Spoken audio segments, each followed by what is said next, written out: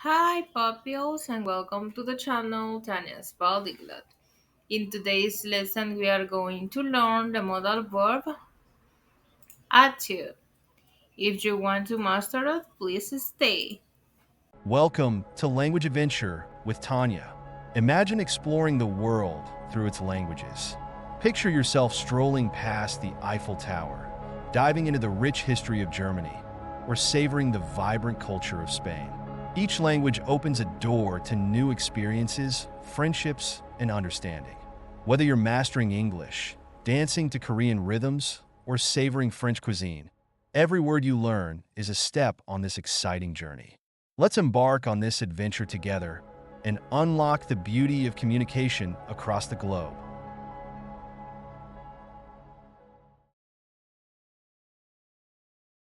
So, the modal verb attitude is used to give advice or recommendations.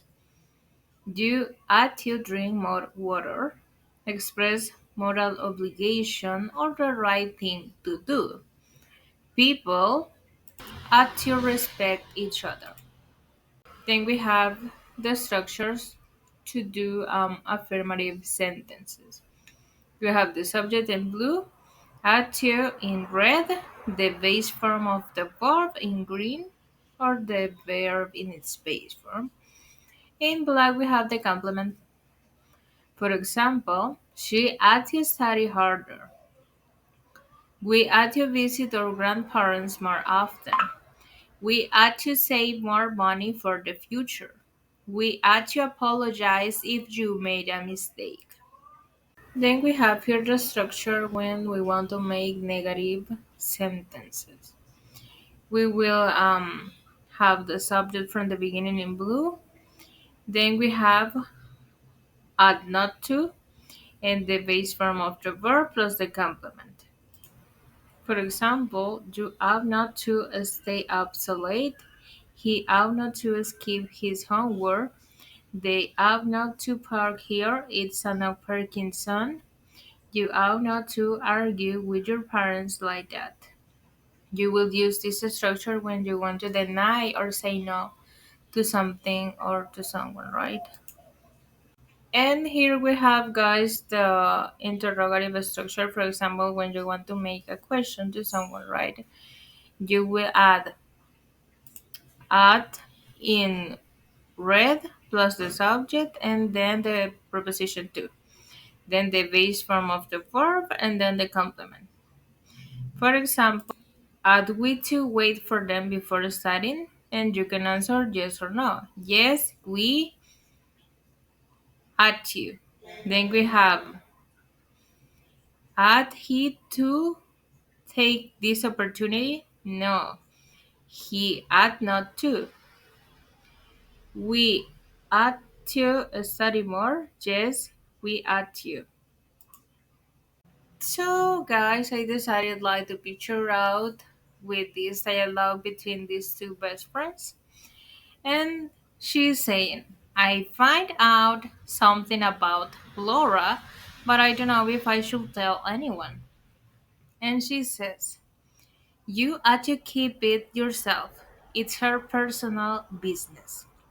And then she says, you are right.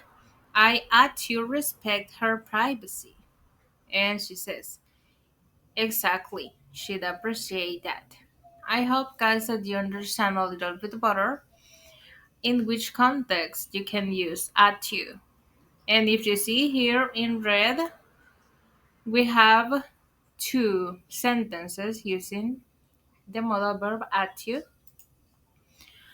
So now, guys, let's make an activity time. Don't be afraid. And I know that maybe the pronunciation of attitude could be a little bit difficult, but it's not difficult to write it. So don't be afraid, and let's do this activity time with me.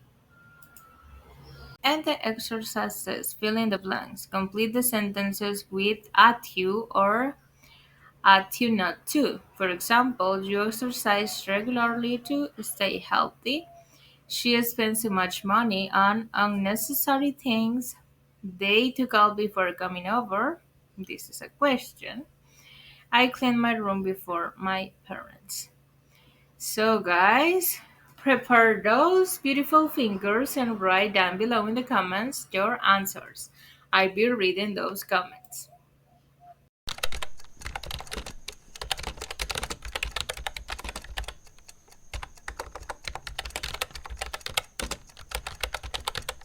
So now, guys, as a bonus tip, I decided to give you some common mistakes that pupils usually do, but that it doesn't mean that you will do it, right? So be careful.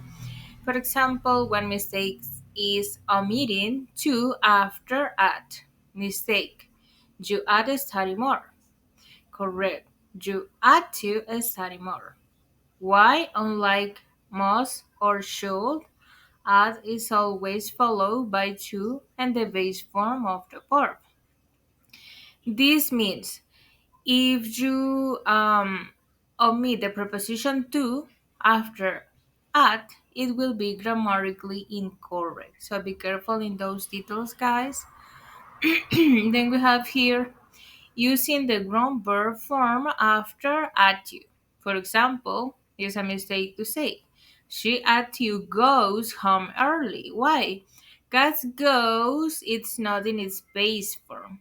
So this verb is grammatically incorrect. Then we have the correct form to say it will be she had to go home early. Why? Because the verb is in its base form. Then we have why the verb after had to must always be in its base form for the infinitive without. Then we have here double negatives with at not to. Mistake, you add not to never lie. It sounds weird, right? And the correct form to say it is to add, not lie.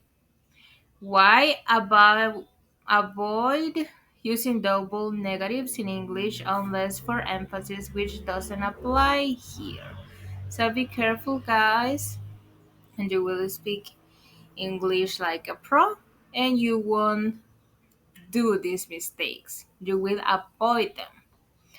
Then we have confusing should and at you. Mistake. Thinking should and at you are completely interchangeable.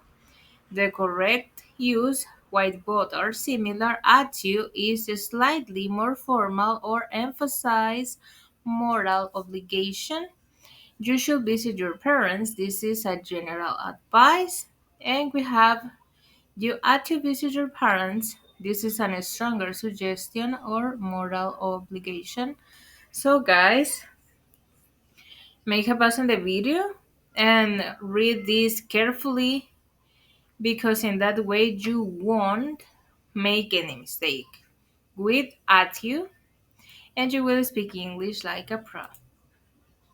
So thank you guys. Don't forget to give a like and hit the bell button and subscribe. Don't forget to write down below your comments because I'll be reading those comments and correcting them. See you in the next lesson.